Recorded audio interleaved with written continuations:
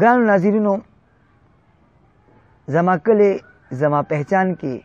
تاسو ته هرکلی ویم. په پروګرام زما کلی زما پہچان کې چې کوم مېلمه نن موږ سره موجود دی، هغه د یو سیاسي فیملی سره د یو معززې کورنۍ نه هم تعلق ساتي.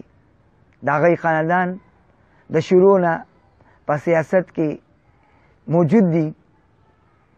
دوی هم د مسلم لیگ کاف سره تعلق و، بیا جماعت اسلامی سره، هغې نه پس او نن سبا د خیبر پختونخوا د مسلم لیگ نواز سینئر نائب صدر هم دی. جناب انتخاب خان چمکنی صاحب، السلام علیکم. وعلیکم السلام جی. سر مونږ تاسو ته خپل پروګرام کې هرکلی وایو. ډیره مهرباني جی ستاسو. انتخاب صاحب دا راته ووایئ چې تاسو ابتدایي تعلیم کوم ځای نه کړی دی او بیا نور تعلیم هم کوم ځای نه کړی او تر کومه پورې هم کړی دی؟ تعلیم ما شروع چې دی نو یونیورسټي ماډل سکول نه کړی دی او هغې نه پس پی ایف انټرمیډیټ سکول اینڈ کالج ته لاړم. هلته نه ما میټرک کړی دی او بیا ایډورډس کالج نه ما اف ایس سی کړې ده او بی ایم ای کړی دی. بیا خیبر لا کالج نه ما ایل ایل بي ډیګري ایښتې ده. بیا زه څه ټایم له امریکې ته لاړم، هلته نه ما ایل ایل ایم وکړو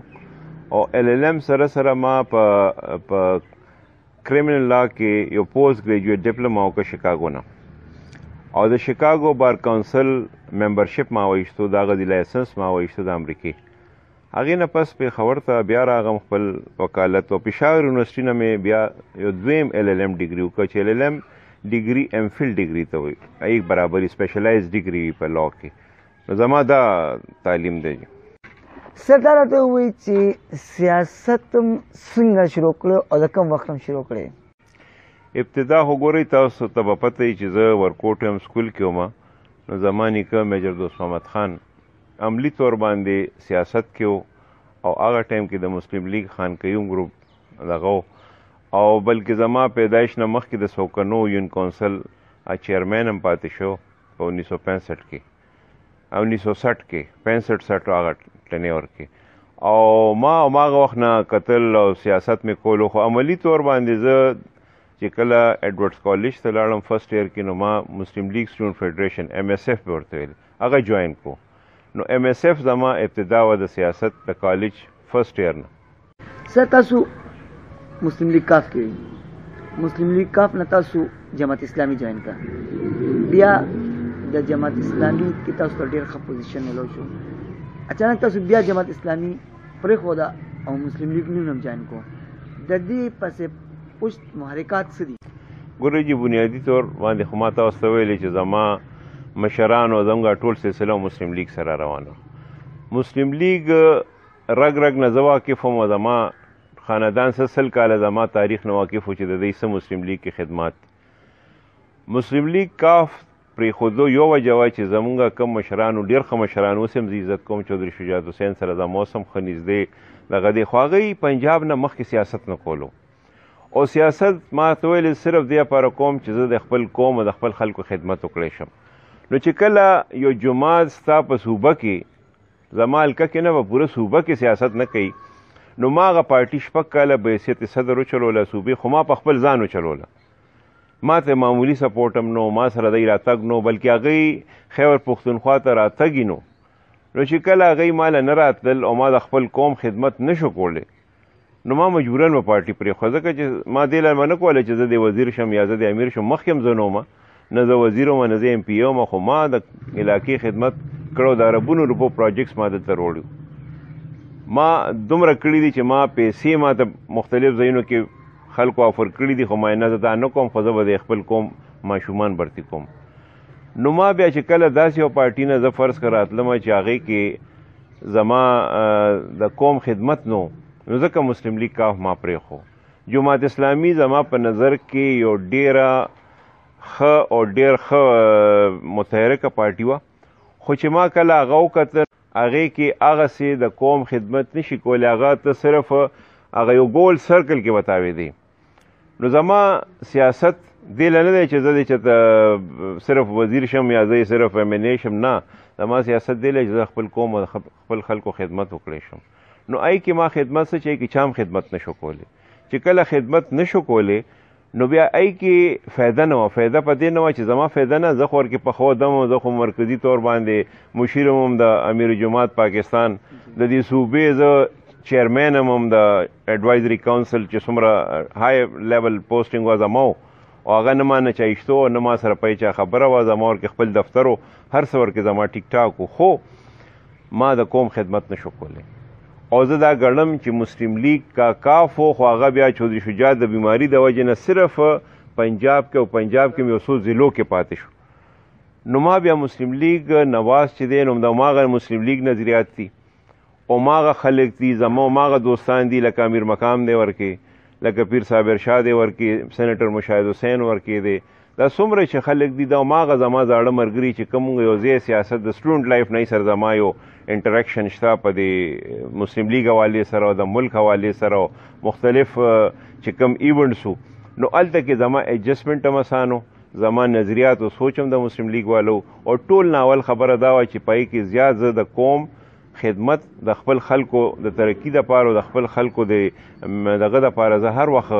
هر طریقې سره کا مرکز کې که صوبه کې زه کار وښکې شم. نو زما مین مقصد د دې پارټیانو چینج دین علاوه هېڅ هم نو چې زه د قوم خدمت چېرته بهتر طریقې سره کولی شم. سر دا راته ووایي تاسو په حیثیت نائب صدر خیبر پختونخوا د پاکستان مسلم لیگ تر اوسه پورې تاسو په مختلف ادوارو کې پاتې شوي، تاسو د څو کلونو دپاره څه خدمات کړي دي؟ کارونه خو د الله فضل دی، لکه مونږ خدمت چې دی نو د سیاست نوم دی، نو د هغې ته مونږ نه وایو چې یاره مونږ دا کار وکړو هغه کار وکړو، ځکه چې کله ته د خدمت په نیت باندې کې نو ته د هغې هر څه صله الله تعالی نه غواړې. او بل دا ګڼې چې زه د دې قوم کې اوسېږم، زه هم د دې قوم د دې خاورې نه پیدا یم او هم د دې په ما باندې لوی احسانات دي چې دلته کې یو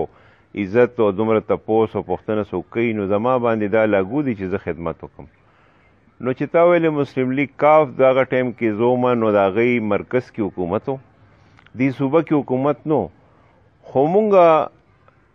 لکونه کروڑونو روپو فنډ روړل او په دې علاقه کې مو لګول، صرف 100 کروڑ کې نه، په دې NA4 هغه ټایم د حلقه اوسې نوم بدل شو او PK11 هغه ټایم کې، نو تر اورمړو پورې د ګیس او د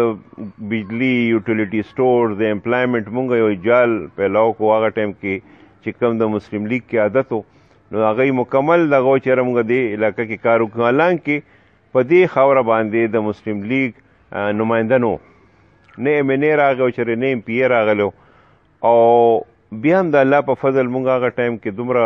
ډیولپمنټل کارونه وکړل چې نن دا خلک کوئی کلي کچېري، نو کلي کچېري ته زموږ ځکه ضرورت نو چې مونږ به کار نه مخکې د خلکو ډیمانډ به نه مونږ او کار پوره کولو. مونږ داسې کړي دي ډېر خلک ګوان دي چې مونږ ټرانسفارمرې پولونه روړل او خلکو ته ویل ولګوئ، لګولو نه پسې مونږ سروې وکړه.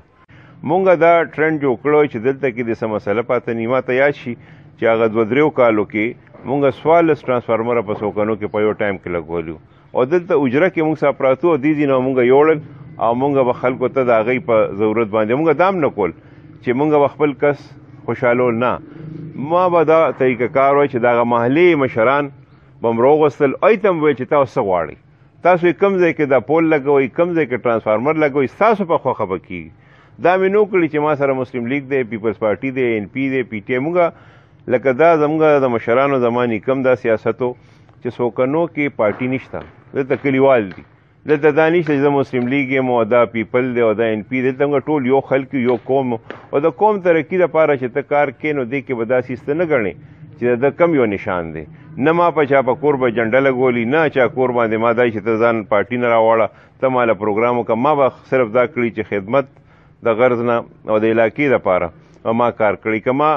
برتی څه کړې ده ام په دې نیت کړې ده چې یو کس د ضرورت وي هغه له زه کار وکړم، دا نه ګورم چې ما ته ډېر ملګرو به چېره دا خو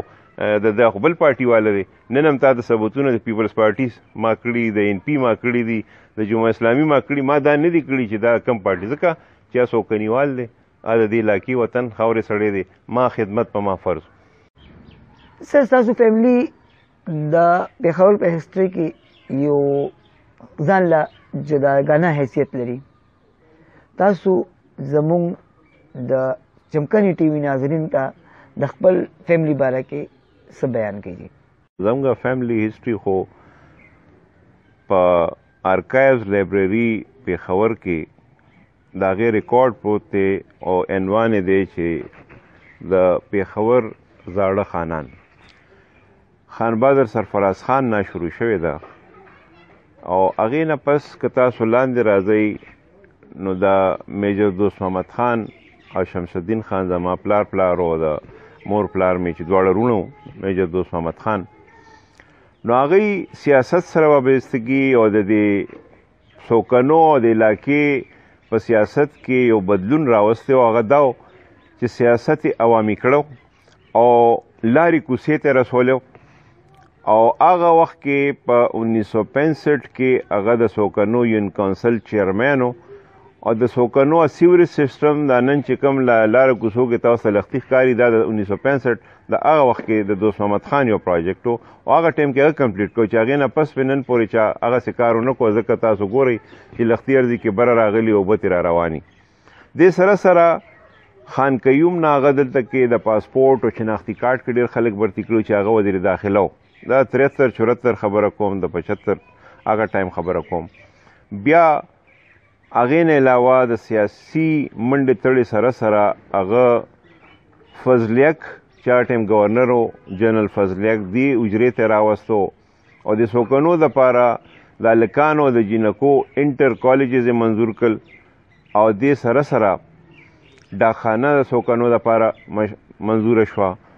او روډ چې کوم د انقلاب روډ څه ته وایي چې هغه د بډبیره نه شروع شوی د څوکنو موړ پورې دا روډ هغه ټایم کې هغه جوړ کوی په فضلیک باندې.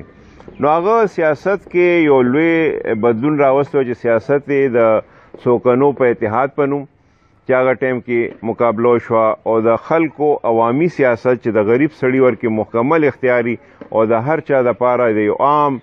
غریب سړي دپاره لوی نه لوی تانېدار د مرۍ نه رانیول یا ډي سي دفتر باندې ورتل او کار کول د څوکنیوال هغه یو ټرینډ سیټ کو.